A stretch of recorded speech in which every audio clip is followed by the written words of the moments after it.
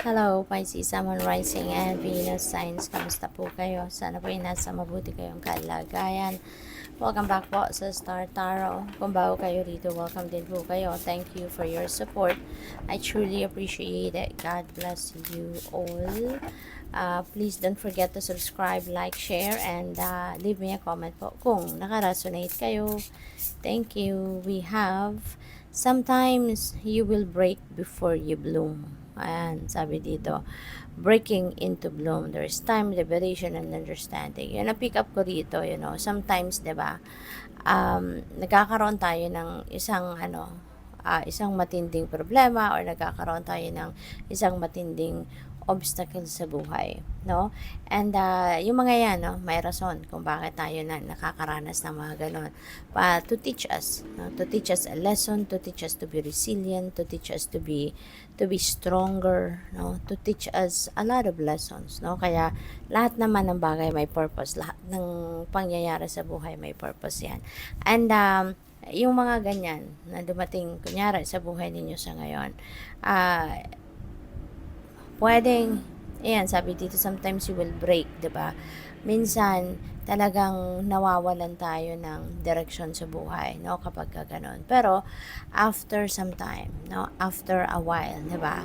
May nagkakaroon tayo ng realization, diba? At ang realization na yan, maaaring maisip ninyo na, bakit kayo susuko? Bakit ninyo susukuan ang problema? Bakit ninyo susukuan ang mga obstacle? You are more powerful than them.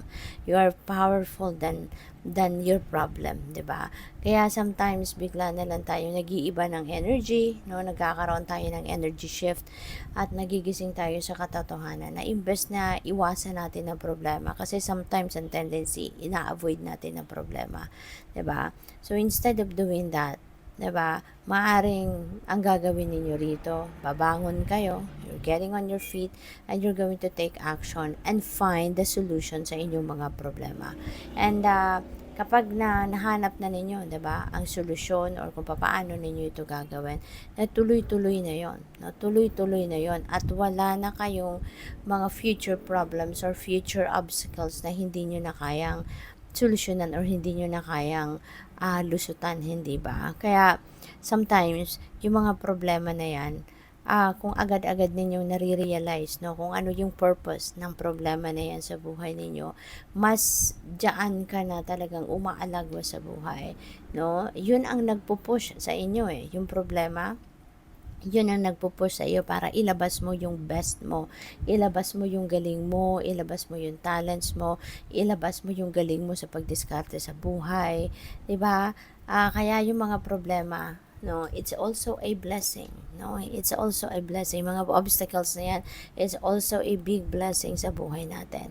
Kasi diyan tayo natututo. Diyan tayo lalong lumalakas ang loob. Diyan tayo lalong gumagaling. Kasi nag-exert tayo ng extra effort. Diba?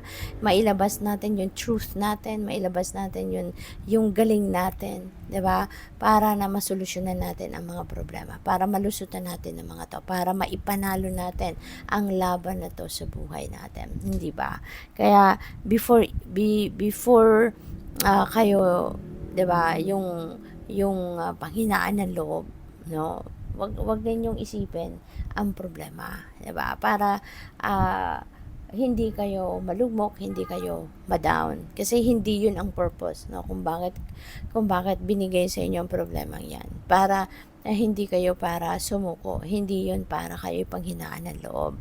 May mga problema tayo, may mga pagsubok tayo sa buhay para tayo ay palakasin lalo, para tayo ay ihanda, no, ng Divine Universe para sa mas marami pang problema, sa mas mga matitindi pang pwede natin pagdaanan in the future. Kaya ngayon pa lang, 'di ba, binibigyan tayo ng mga problema para mas lumakas na ang loob natin. Tibayan na natin ang ating kalooban, 'di ba? Para ihanda tayo. Kaya sa ngayon siguro may mga ganong kayong sitwasyon, ano? So wag ninyong sukuan, no? Hindi yan para tayo ay sumuko, kundi yan ay para ilabas natin, no, yung tibay na loob natin, ilabas natin yung tatag ng dibdib natin at ng galing natin. So we have the Sun Dancers. Ayan, joyful activity, celebration of life and abundance. Napakaganda. So, magiging masaya kayo, no? Magiging masaya kayo eventually when you were able to tawag dito, to surpass kung ano man ang problemang ito, ano man ang mga obstacle na to. Pagkatapos nito, 'di ba? Meron naghihintay na isang magandang umaga. Meron naghihintay na isang masayang kaganapan sa buhay ninyo. Magiging masayang-masaya ka because you are going to surpass, no? Kung ano man ang problemang ito, mapagtatagumpayan mo yan. You are going to rise above your situation. Kaya you're going to be joyful. You are going to celebrate life. You are going to celebrate your success. And, no, mayroong abundance na paparating. No, merong kasaganaan na dadating sa buhay ninyo. Things are going to start to come in. No? Good things are going to start to come in. No, this is number 32. Number 32 becomes 5, so number 5 resonates with change. Kaya ito yung magpapabago sa buhay ninyo. Kaya wag ninyo itong sukuan. Lumaban ka, hang in there, kunin mo kung ano ang dapat mong matutunan sa mga sitwasyon na to, and you are going to experience the joy, and you're going to celebrate life, at magkakaroon ka ng magagandang biyaya, no? So tingnan natin kung ano pa ang mga mensahe para sa inyo. And I would like also to thank you, no, for all your support sa channel, and thank you for being here, thank you for subscribing, at saka sa mga hindi nag-skip ng ads, maraming salamat po. At saka doon din sa mga ang tawag dito, sa mga nagpapadala ng donasyon through Super Thanks, maraming salamat po for your generosity. Wow, napakaganda, no? And bukas na po ang channel for memberships, no? Just in case you're interested. Wow. Okay, napakaganda, no? Pagdating sa pera, you are definitely going to be very abundant, no? Sa ngayon, we have King of Pentacles. This is about wealth. This is about money coming your way. This is about abundance and prosperity coming your way. No? So, meron talagang, siguro ang iba sa inyo is going to be, to be very successful in your money, career, and finances. Pwedeng ang iba sa inyo rito, papunta na kayo sa pag-alagwa talaga pagdating sa inyong kaperahang aspeto. Kasi si King of Pentacles is someone na mayaman na, no? Mayayamanin na siya, stable na sa kanyang trabaho, financially stable and successful na siya. So, pwedeng gano'n na kayo, no? Or pwedeng papunta na kayo. Maybe few steps away na lang kayo, and makakarating na din kayo sa trono ni King of Pentacles. Or mayroon din dito may mga offers, no? Lucrative offers. Isa o kung ano pa man, ilan pang mga offers ang pwedeng dumating sa inyo dito na siyang maghahatid ng bonggang kaperahan sa inyo. So that is also possible. With the Hierophant dito, ang iba rin sa inyo, pwedeng pwedeng spiritual career ang tinatahak ninyong daan, no? Ang napipick up ko dito, baka kayo isang mentor, life coach, mga ganon, spiritual guide, spiritual counselor, no? So, pwede rin ang iba sa inyo, nandito yung nanggagaling ang pera. Baka matagal na kayong ganyan ang karera ninyo, and maybe this is your source of income as well, no? You are helping other people, no, in different ways, at siguro meron din maraming tumutulong sa inyo, marami din nagdo-donate sa inyo, yung ganon, no? Kaya maaring yan din yung career ninyo na dyan din kayo kumikita, or yan din ang pinagagalingan ng inyong kaperahan. So, yun din ang napipick up ko dyan for some of you. With the 9 of Cups, this is really beautiful. Napakasaya talaga ng sitwasyon ninyo sa ngayon. This is joy and happiness coming your way. Now, magiging, kayo, you're going to be really very happy and joyful kasi ang daming biyaya, no, na dadating sa inyo. That is also time for falling in love for some of you.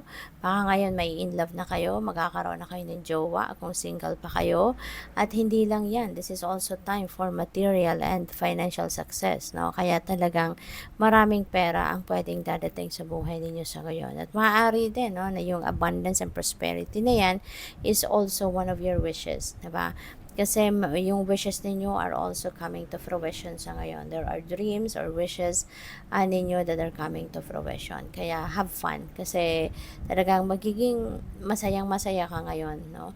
Lalo-lalo na pagdating sa pera din, makakaluwag ka din, no? Magiging abundant and prosperous ka talaga sa ngayon. With the lovers, no? So, love life and pera, maaari talagang maswerte kayo sa ngayon with the lover's energy po. Pwede rin ang iba sa inyo, if you are single, baka magsisimula kayo ngayon ng bagong love and romantic relationship talaga, or pwedeng merong mag-aasawa na dito, magpapakasal na. Posible na merong magpapakasal since we also have Hierophant, and Hierophant is a marriage card. So definitely, no, ang iba sa inyo talagang merong kasalang magaganap, or baka papunta na kayo sa pag-aasawa, no? Baka meron ng mga pag-uusap, discussions between you and your person, no, na mag-settle down na kayo or magpakasal na kayo. And with the Eight of Pentacles, no, this is about trabaho, mastering your craft. Kaya hindi malayong magkaroon kayo ng malaking pera kasi pwede, no, na yung kasipagan ninyo, yung sipag ninyo, yung tiyaga, yung diligence ninyo sa inyong ginagawa will be rewarded na sa ngayon, no? Pwede kasi na ang iba sa inyo talagang baka mabigyan na kayo ngayon ng promotion sa tagal ng panahon, baka ngayon ay ma-promote na kayo sa tagal ng panahon na nagsisipag, nagtsatsaga kayo sa inyong mga ginagawa, maaari ngayon, baka mabigyan na kayo finally ng pay raise, no? Maaaring gano'n. Or talagang baka, promotion, 'di ba? Na mas dadami na yung pera na paparating sa inyo. Kaya kayo, sipag ninyo, no? Aside from your already working, ginagampanan niyo na yung inyong trabaho, but still, nag-aaral kayo, nagre-research kayo, dinadagdagan ninyo yung inyong kaalaman, no, sa ginagawa ninyo para mas lalo kayong maging magaling, 'di ba? Kaya napakaganda. With the Queen of Swords, no? This is reminding you to be honest, no? Sa lahat ng communication ninyo, sa lahat ng pakikipag-usap ninyo sa kahit kanino man, no? Isa rin ito sa siguro ingredient ng inyong success, no? Kasi marunong kayong makipag-usap, marunong kayong makipag-negotiate, marunong kayong makipag-transaction, na you are becoming honest, no? Or you're being honest. Kung ano man ang nasa isip ninyo, ano man ang laman ng kalooban ninyo, yun din ang sinasabi ninyo, yun din ang ginagawa ninyo, no? Kaya napakaganda rin. So, what else? Tignan natin kung ano ang final message ninyo. We have Thrive. Ayan, there's enough space for the moon and her stars not to tear each other down. So, panahon talaga ngayon ng pag-asenso ninyo. Panahon talaga ito ng inyong pag-expand, no? Now is the time that you are going to thrive, to expand, to grow. Papunta talaga kayo sa pagpapayaman, no? So, keep it up. Good luck po. Thank you for watching. Love and light. Namaste.